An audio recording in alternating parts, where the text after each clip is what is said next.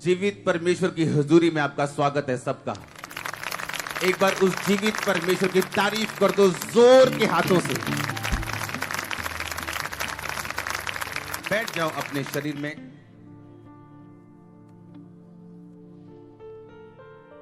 अपने हाथों को उठाओ, जितना वचन मैं सुनूं 100 गुना फलों को लेके आऊं। उठाओ अपने हाथों को।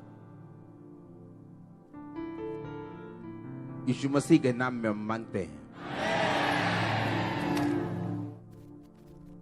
कांग्रेचुलेशंस परमेश्वर की हुजूरी में पहुंचने के लिए।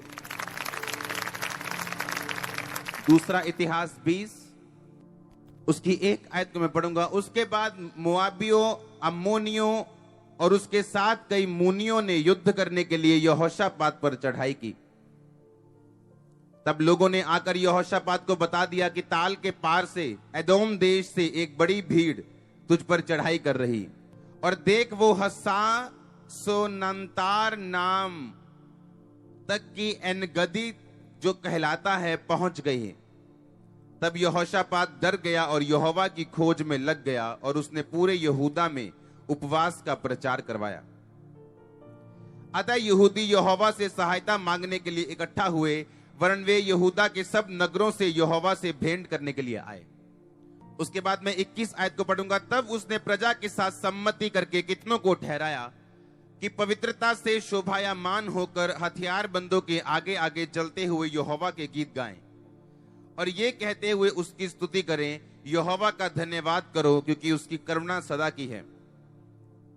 जिस समय वो गाकर स्तुति करने लगे, उसी समय यहोवा ने अम्मोनियों, मोआबियों और सेयर के पहाड़ी देश के लोगों पर जो यहूदा के विरुद्ध आ रहे थे घातकों को बैठा दिया, और वो मारे गए। सब बोलो आमीन। आप जानते हैं आप एक युद्ध में हैं, हाँ या ना? और हमारी लड़ाई किसके साथ है? शैतान के साथ, अंधकार की शक्तियों के साथ। अब एक राजा यहोशापात, बाइबल कहती है कि जब उसे मालूम हुआ कि 3 तरह के लोग उस पर चढ़ाई करने के लिए आ चुके हैं, लिखा उसने उपवास का प्रचार करवाया। किसका प्रचार करवाया? आपको एक पड़ोसी को अपने बोलना है कि मेरी लड़ाई आत्मिक है। बोलो। तो लड़नी भी कैसे पड़ेगी? आत्मिक तरीके के साथ। आमीन। उस राजा ने यह नहीं देखा मेरे पास कितनी बंदूकें पड़ी, कितनी तलवारें पड़ी मेरे पास, कितनी ढालें पड़ी, लड़ने के लिए कितने लोग हैं मेरे पास, सबको इकट्ठा करो, सेनापतियों को, मंत्रियों को। बाइबल कहती है उसने कुछ भी ऐसा नहीं किया।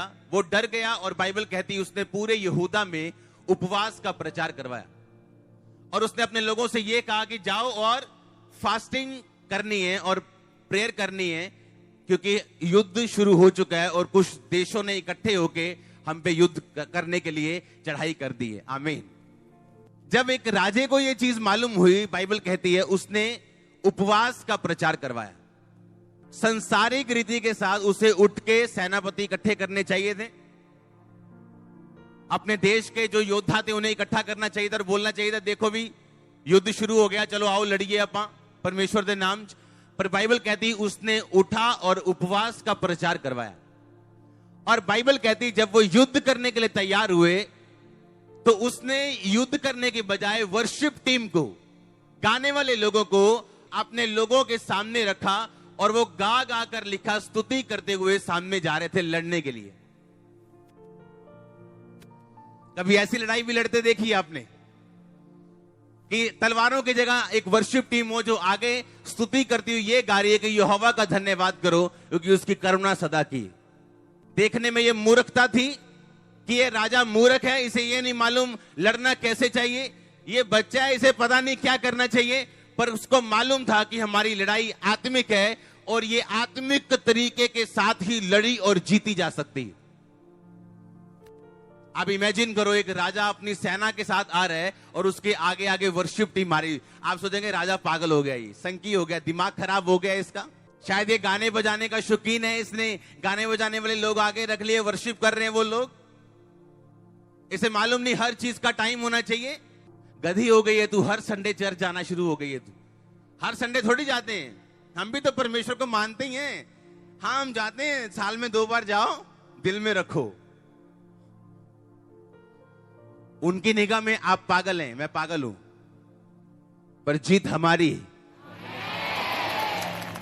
हमारी लड़ाई आत्मिक है और आत्मिक तरीके से लड़के इसको जीता जा सकता है। हम अपने दुश्मनों को मार कर नहीं, उनको माफ करके जीतते हैं और जीत हमारी है। परमेश्वर ने कहा जब लोग तुम्हारी निंदा करें तो मत घबराना। वो परमेश्वर का एक एडवर्टाइजमेंट प्लान है आप लोगों के लिए। जो आप नहीं कर सकते, आपका एनिमी कर सकता है आपके लिए। आपका बेस्ट फ्रेंड नहीं कर सकता आपके लिए, पर आपके एनिमीज आपको वहां लेके जा सकते हैं जहां आपको आपका फ्रेंड लेके नहीं जा सकता। इसी तरह से इन सालों में मैं आगे बढ़ा हूं और आगे भी जाऊंगा, और ये स्पीड बढ़ेगी। अब वो गाड़ी में सिलेंडर फिट होते हैं ना, कितने सिलेंडर है? ये 2 सिलेंडर है। अब ये 8 सिलेंडर वाली गाड़ी बनने वाली। आमीन। मत्ती 4 में लिखा, परमेश्वर ने कहा जब उसने पहले चेलों को बुलाया, लिखा उसने जब आंद्रियास को और पतरस को देखा और बोला मेरे पीछे चले आओ, मैं तुम्हें मनुष्यों के मछुआरे बनाऊंगा, मनुष्यों को पकड़ने वाला बनाऊंगा। उसके बाद लिखा उसने जब्दी के पुत्र याकूब को, उसके भाई यूहन्ना को जाल सुधारते हुए देखा और उसको कहा मेरे पीछे चले आओ। लिखा वो दोनों मछुआरे अपने पिता को मजदूरों के साथ छोड़कर यीशु मसीह के पीछे हो गए। आज मैं जो बात आपको बताने वाला हूं, अगर पल्ले पड़ गई, आप ब्लेस्ड हो, मोर देन ब्लेस्ड हो। आपको ये चीज तो समझ आ गई हमारी लड़ाई क्या है, आत्मिक। हो सकता है आप जिस सिर के दर्द के जाने के लिए प्रार्थना कर रहे हैं, वो सिर्फ प्रार्थना करने से ना जाए। ऐसा हो सकता है कि जिस मुसीबत के जाने के लिए आप प्रार्थना कर रहे हैं, आपके प्रार्थना करने के बावजूद वो ना जाए जब तक आप इस वचन को फॉलो नहीं करेंगे जो मैं आपको बताने वाला हूं। उसके कोड़े खाने से मैं चंगा हो चुका हूं। जो कमजोर है बोले मैं बलवान हूं, है ना? यह सब हम वचन बोलते हैं हर संडे, पर आपको क्या ये मालूम है कि ये वचन प्रिंसिपल्स पे आधारित है। इनकी घोषणा कुछ शर्तों और नियमों के ऊपर टिकी हुई। क्या आपको यह मालूम है?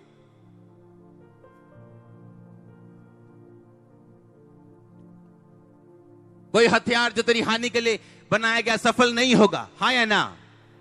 पर यह घोषणा सबके लिए नहीं, क्योंकि परमेश्वर की घोषणाओं के ऊपर कुछ शर्तें और कुछ नियम टिके हुए हैं। जब उन शर्तों और नियमों के अधीन हम आते हैं तो ये बोले गए वचन हमारी जिंदगी में कामयाब होते हैं। कितने मेरी बात को समझ रहे हैं? परमेश्वर ने कहा याकूब यूहन्ना मेरे पीछे आओ। लिखा वो अपने पिता को जाल पे छोड़ के, इसका मतलब बड़ा काम था, बिजी थे, वो मजदूर भी थे उनके पास, इसका मतलब अच्छा बिजनेस था उनका, और लिखा सब कुछ छोड़कर वो परमेश्वर के पीछे चल गए। पतरस को परमेश्वर ने कहा क्या तुम मुझसे प्यार करता है? हाँ परमेश्वर करता हूं। मेरी भेड़ों को चरा। क्या तुम मुझसे प्यार करता है? हाँ करता हूं। दूसरी बार फिर पूछा मेरे मेमनों को चरा, मेरी भेड़ों की रखवाली कर। मैं आज एक चीज आपको बताना चाहता हूं, अगर आप एक क्रिश्चियन हैं, यीशु मसीह के वायदों पे विश्वास करते हैं, अंगीकार करते हैं, उसके कोड़े खाने से मैं चंगा हो चुका हूं, मैं ब्लेस्ड हूं, मैं फलाना हूं, मैं ये हूं, और अगर आप रूहें बचाने में परमेश्वर के किंगडम के साथ नहीं, तो ये वायदे भी आपके लिए नहीं। मोस्ट इंपॉर्टेंट थिंग जिसके लिए आज आप चर्च में आए हो, वो आपकी हीलिंग नहीं है, वो आपकी डिलीवरेंस नहीं है। वो कमांड इतनी भारी थी, परमेश्वर ने कहा पतरस क्या तुम मुझसे प्यार करता है? हाँ करता हूं। मेरी भेड़ों को चरा। क्या तुम मुझसे प्यार करता है? हाँ। मेरे मेमनों को चरा। क्या तुम मुझसे प्यार करता है? मेरी भेड़ों की रख। इसका मतलब अगर आप खुदा से प्यार करते हैं तो आप रूहें बचाएंगे, और अगर आप नहीं करते और सिर्फ आशीष लेने के लिए खुदा से प्यार करते हैं तो आपको रूहें बचाने में कोई भी इंटरेस्ट नहीं होगा। जिस तरह मुझे कोई इंटरेस्ट नहीं था रूहें बचाने में 2004 में, क्योंकि मैं सिर्फ हीलिंग लेने के लिए परमेश्वर के पास आया था। मैं फास्टिंग भी हीलिंग के लिए रखता था, प्रेयर भी हीलिंग के लिए कर रहा था। और अगर मैं जल्दी चंगा हो जाता तो शायद आज यहां बैठा भी ना होता, प्रचार करना दूर की बात होती। परमेश्वर ने मेरे दुख को लंबा कर दिया ताकि मैं परमेश्वर को जान सकूं। और जब मैंने परमेश्वर को जान लिया, हीलिंग साइड पे करके उसको खोजना शुरू किया और रूहें बचानी शुरू की। हालेलुया। एक टाइम आया जब मुझे मालूम था कि मेरी हीलिंग होनी नहीं, अब क्या करेंगे, फिर भी रूहें बचाएं। और ये सुप्रीम वर्क, जब ये महानतम कार्य आप अपनी लाइफ में करते हैं, मुझे नहीं लगता आपकी किसी प्रार्थना का उत्तर प्रभु आपको नहीं देगा। मुझे नहीं लगता ऐसा। दया कर जो तुझ पे दया, कितनों पे दया की है आपने। आपको मालूम है आपका पड़ोसी शराब पीता है, आपने एक बार उसको वर्ड नहीं दिया जाके। आपको मालूम है आपका रिश्तेदार जिस प्रॉब्लम में है, आप उसको वचन दे के चर्च में लेके आके उसकी प्रॉब्लम सॉल्व हो सकती, पर आपने कभी चिंता नहीं की। और परमेश्वर ने कहा दया कर ता जो मैं तुझ पर दया करूं। दिया करो तो तुम्हें भी दिया। हिजकिय्याह ने कहा परमेश्वर मैं मरना नहीं चाहता, 15 साल मेरी उम्र और चाहिए मेरे को। मैं तेरे लिए वफादार रहा हूं, मैंने तेरे लिए ये काम किए, मैंने परमेश्वर तेरी व्यवस्था को कायम किया अपने देश में। मुश्किल के दिनों में कौन सी प्रार्थना है आपके पास करने के लिए? क्या आप ये कह सकते हैं खुदा को कि देख परमेश्वर, इस संडे जो गवाही हुई थी वो लोग मेरे द्वारा मसीह में आए, मैंने उनको बताया था, जो लोग हीलिंग लेके जा रहे हैं परमेश्वर मैं उनको लेके आया था, अब मुझे भी हीलिंग चाहिए, अब मैं बीमार हूं। लेकिन हमारे पास प्रार्थना करने के लिए ऐसा कुछ भी नहीं। हम बड़े इंटरेस्ट से आते हैं, अपनी बाइबल उठाते हैं, प्रार्थना भी करते हैं, चर्च में भी आते हैं, लेकिन कभी ये समझते नहीं कि सुप्रीम वर्क, हमारा सबसे महान काम, सबसे इंपॉर्टेंट काम जो है वो ये है कि हम यीशु मसीह के बारे में दूसरों को बताएं। इसीलिए लिखा चेले अपना चला चलाया बिजनेस छोड़ के यीशु मसीह के पीछे आ गए, याकूब और यूहन्ना। उन्होंने ये नहीं कहा परमेश्वर में हिसाब किताब तो करने दे, कुछ लोग तो ठहरा लें, हम उसको अपॉइंट तो कर लें अपनी जगह, ऐसे कैसे आ जाए तेरे पीछे। और देखने में यीशु मसीह निर्दयी लगता था कि यीशु मसीह को सेंस नहीं है कि एक दो जवान लड़कों को अपने माता पिता से बुला लिया, उनको टाइम तक नहीं दिया बिजनेस सेट करने का, उनका बिजनेस फेल हो गया, तो यीशु मसीह के काम के लिए, उसकी सोल सेविंग के लिए कुछ भी चला जाए, उसका 1000 गुना बदला आपको मिलता है हमेशा। एक औरत ने यीशु मसीह के पांव के ऊपर 200 दिनार, यानी आज की वैल्यू अगर लगाएं आप तो लाख रुपए का इत्र, लाख रुपए का एक परफ्यूम लेके उसके पांव पे उंडेल दिया। और एक चेला जो चोर था बोला अगर गरीबों को दे देते थे अच्छा होता। यीशु मसीह कहते गरीब सदा रहेंगे, जो मेरे साथ हुआ इसको याद किया जाए कि मेरे पांव पे उंडेली की कोई महंगी चीज, तुम्हारी इंजीनियरिंग, तुम्हारी डॉक्टरी, तुम्हारे बिजनेस, तुम्हारी नौकरी, अगर तू उंडेल देगा मेरे पैरों पे तो याद की जाएगी, ये व्यर्थ नहीं होगी।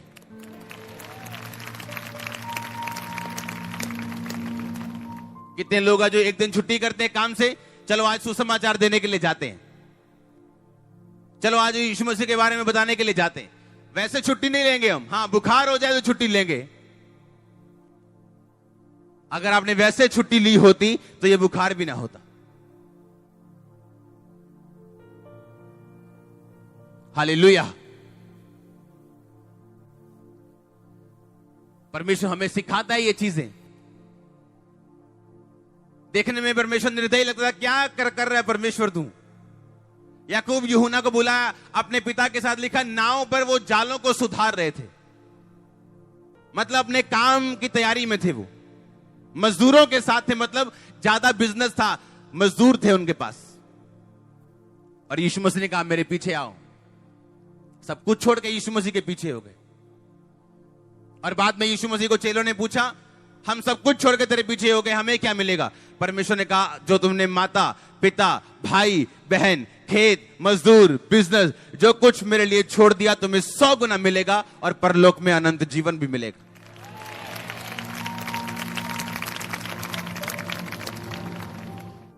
क्या आपका प्राइम वर्क है ये? क्या सुप्रीम वर्क है ये? क्या रूहें बचाने का आपके अंदर है ये कि मैंने लोगों को बचाना है? मैंने एफर्ट करके जाना है, स्पेशल जाना है। जाएंगे तब ना जब खुद दारू छोड़ी होगी। तो रिश्तेदारों को तो पता है कि अभी खुद तुम दारू पीते हो, तो बताएं क्या? इसलिए मैंने कहा अगर अपनी गवाही पूरी होगी तो आप लोगों को बता पाओगे। अपनी गवाही पूरी रखो, उसके लिए लड़ो, फाइट करो अपने शरीर के साथ। और उसके बाद जब आप टेस्टिमनी देने के लिए जाएंगे, आप बता पाएंगे कि परमेश्वर ने मेरे लिए ये किया, अब परमेश्वर तुम्हारे लिए ये कर सकता है।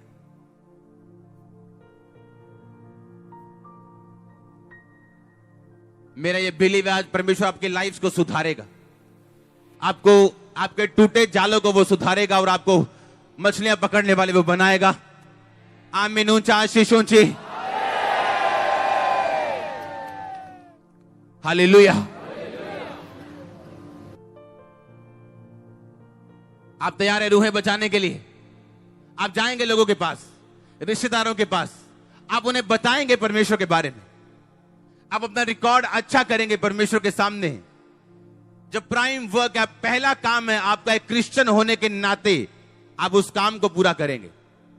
क्योंकि आपकी जितनी प्रतिज्ञाएं, जितने वचन आप बोलते हो, जितनी घोषणाओं के पीछे आमीन बोलते हो, वो सब प्रिंसिपल्स के ऊपर आधारित हैं, नियमों और शर्तों के ऊपर आधारित हैं। वो इंटरटेनमेंट नहीं है, वो एक विश्वासी की लाइफ है जो एक वचन पे खड़ी है। और उसके बाद उस वचन पे खड़े होकर आपको मालूम है कि हीलिंग मुझे चाहिए क्योंकि खुदा का काम करना है, डिलीवरेंस मुझे चाहिए, मुझे परमेश्वर की गवाही देनी, पैसा मुझे चाहिए खुदा के काम करने। तो फिर आप जो कन्फेस करेंगे, हेवन आपको बैक करेगा, आपके पीछे खड़ा होगा।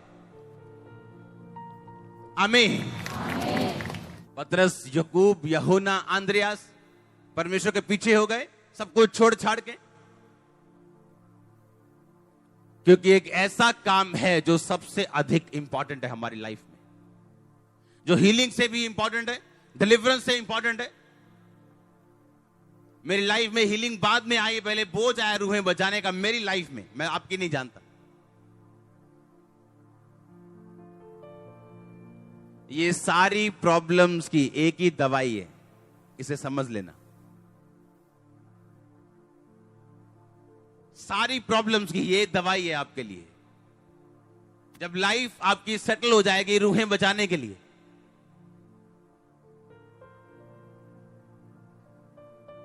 और रूहें बचाने के लिए आपको 3 साल की बाइबल स्टडी की जरूरत नहीं है।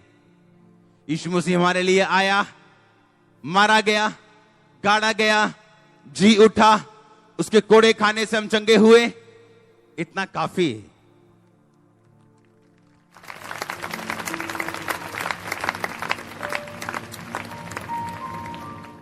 आमीन। हमारी लड़ाई आत्मिक है, आत्मिक तरीके के साथ लड़ी जा सकती है और जीती जा सकती है। नहीं तो राजा यहोशापात भी अपने अगुए, अपने सेनापति, अपने बेस्ट हथियार आगे लेके जाता, ना कि वर्शिप टीम को आगे लेके जाता। इसका मतलब आपकी प्रॉब्लम का हल आपके दिमाग में नहीं है, आपकी स्पिरिट में।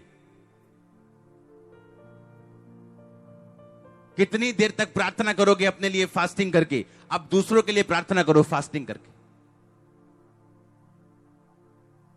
अगर आपका बच्चा अभी नहीं बचा, आपने 80 रख लिए, 120 रोजे रख लिए, अब दूसरों के लिए प्रार्थना करो, आपका बचाया जाएगा।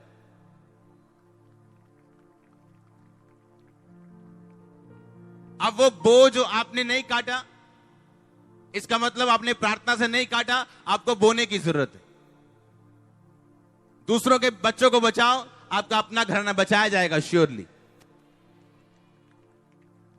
लेकिन हमें जब अपना बच्चा दारू पीता तो आंसू आते हैं 10-10, लेकिन जब दूसरे का बच्चा चल शराबी, उसके लिए कोई दर्द नहीं। अपना पिए तो दर्द है, और जब दूसरे के लिए दर्द होगा और आप प्रार्थना में जाएंगे और उसको बताएंगे, आपका अपना भी छोड़ देगा। आपको यह चीज समझने की आज जरूरत है। आमीन। अब मुझे क्वेश्चन करने की जरूरत है, इस महीने मैंने कितनी रूहें बचाई? इस हफ्ते में कितने लोगों के पास सुसमाचार लेके गया हूं? ना जी उन्हें कितने मनना, बहुत पाप च बड़े आ जी। होता 500 तरह दी उन्हें चीजा रखियां जी घर। मैं भी उन्हीं में से था, मेरे पास 600 तरह की थी। जब चेंज होता है ना, ये सेकंड लगाता है खुदावन।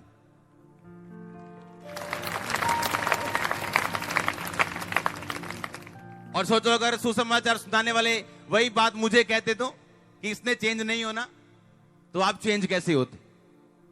आपको नहीं मालूम कौन कब चेंज होने वाला। कई बार सुसमाचार जो आपने दिया, बंदा 6 महीने लगाता है बदलने के लिए। आप दे के भूल जाओगे, वो साल बाद फिर आ जाएगा चर्च में।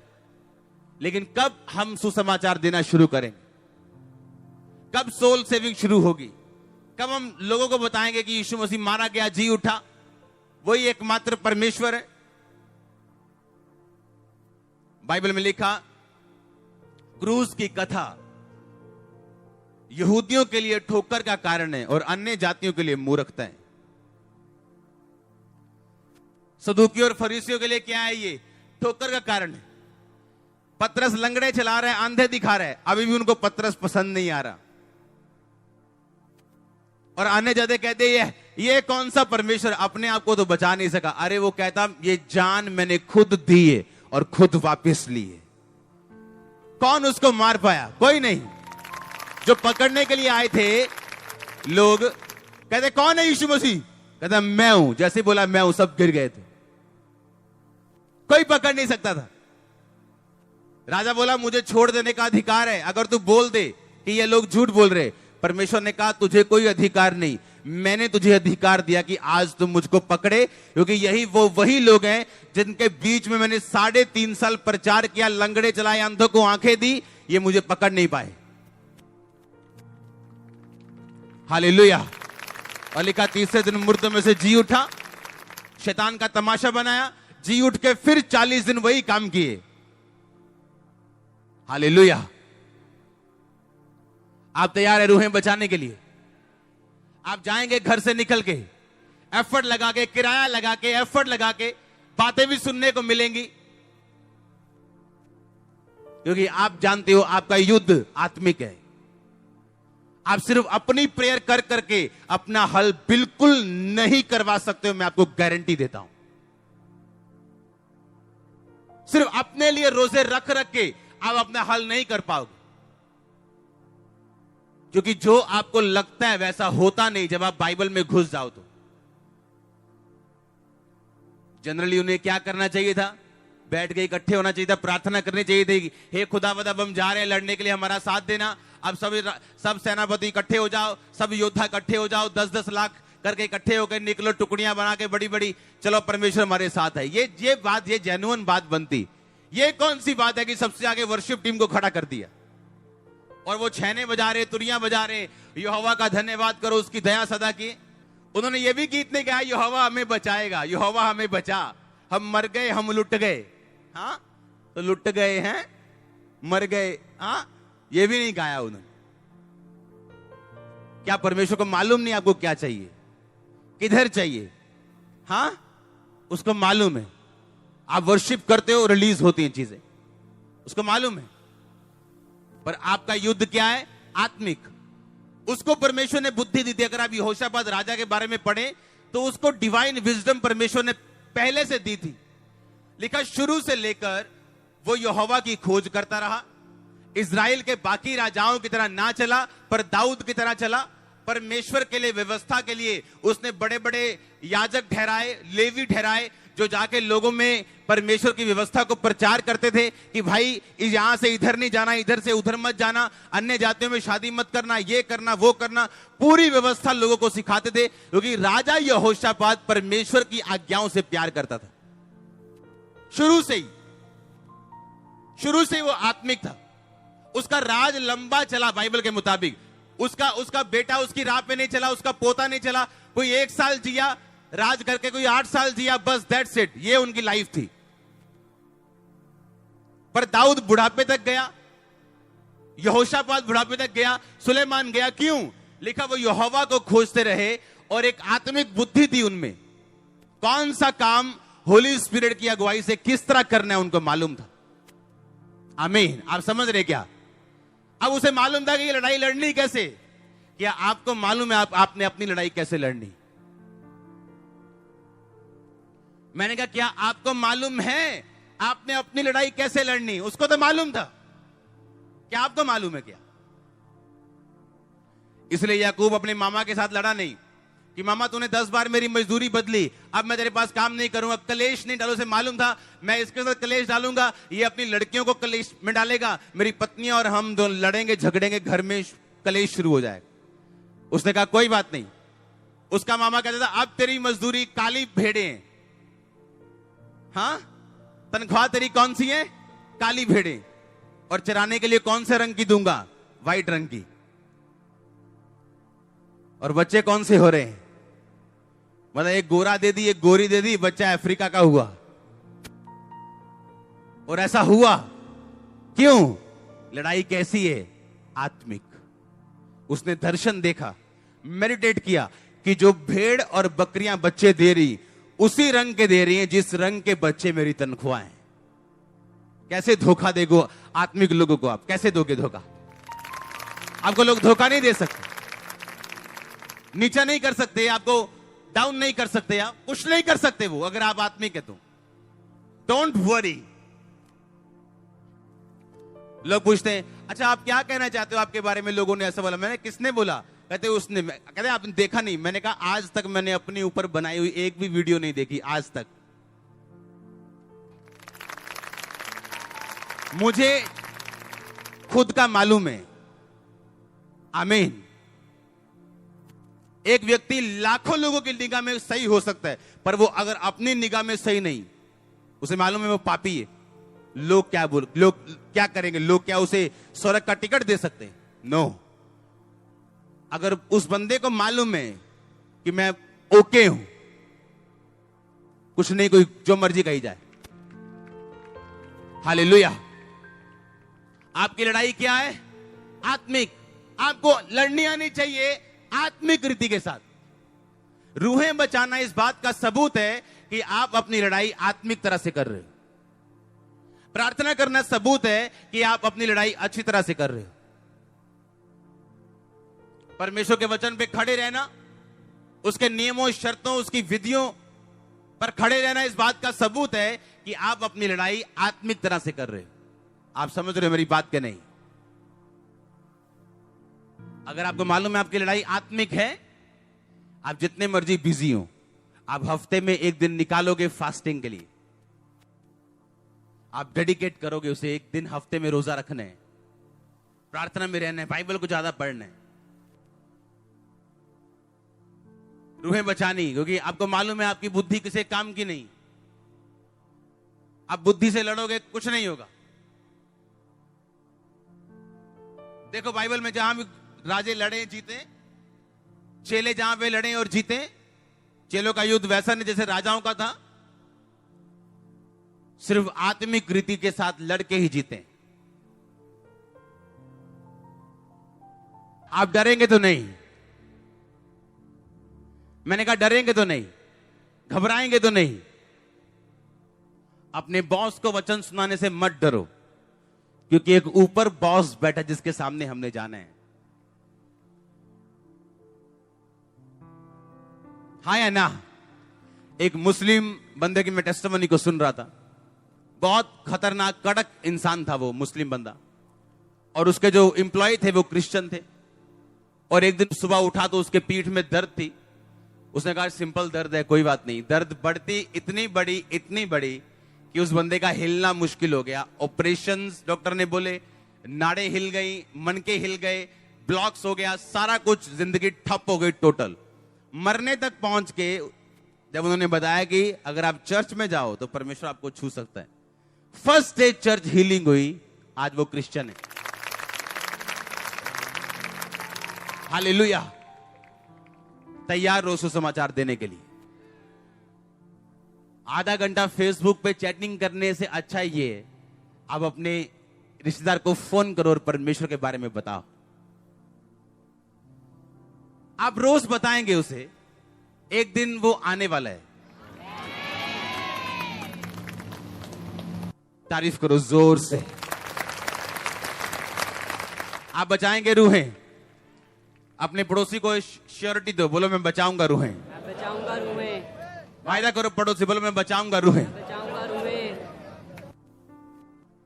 अगर आप रूहें बचाने वाले हैं तो आपकी वैल्यू है। हाँ, और अगर आप वैल्यूएबल हैं खुदा के सामने तो वो आपको बचाएगा, सुरक्षित रखेगा, ब्लेस भी रखेगा, और आपके एनिमीज हमेशा शर्मिंदा रहें। पर अगर आपकी वैल्यू खुदा के सामने है तो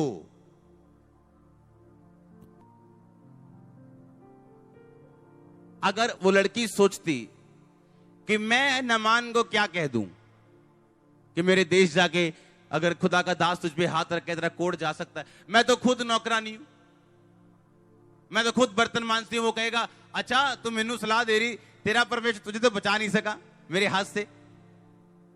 अगर वो तेरे साथ होता तू यहां पे बर्तन क्यों मांज, तू भी अपने देश में होती। उसने परवाह नहीं की क्योंकि ये उसका चैलेंज था, ये उसकी तैयारी थी, उसकी चुनौती थी। उसने गवाही दी, नमान बचाया गया। बचाया गया कि नहीं? मैंने इस चर्च में यहां पे लोग देखे। आपको कैसे पता परमेश्वर के बारे में? हमारे घर में एक काम करती है लड़की, उसने हमें बताया। लोग तैयार हैं बचने के लिए। आप तैयार हो बचाने के लिए? यीशु मसीह ने कहा फसलें पकी, मजदूर थोड़े। आज से आप चर्च के मजदूर हो। मैं आपका हेड मजदूर हूं। आप चर्च के मजदूर हो और मैं आपका हेड मजदूर हूं। हम फसलें काटने के लिए जाएंगे यीशु मसीह के नाम में। काटोगे फसलें। जब आपके पास रूहों के ढेर पड़े होंगे और जब खेत का मालिक चेक करने के लिए आएगा फसलों को, आपकी मेहनत देखकर वो आपको प्रतिफल जरूर देगा। God bless you all. आमीन। छोटा है ऊंचा चाहिए। मैंने कहा गॉड ब्लेस योर फैमिली। जोर से बोलो हालेलुया।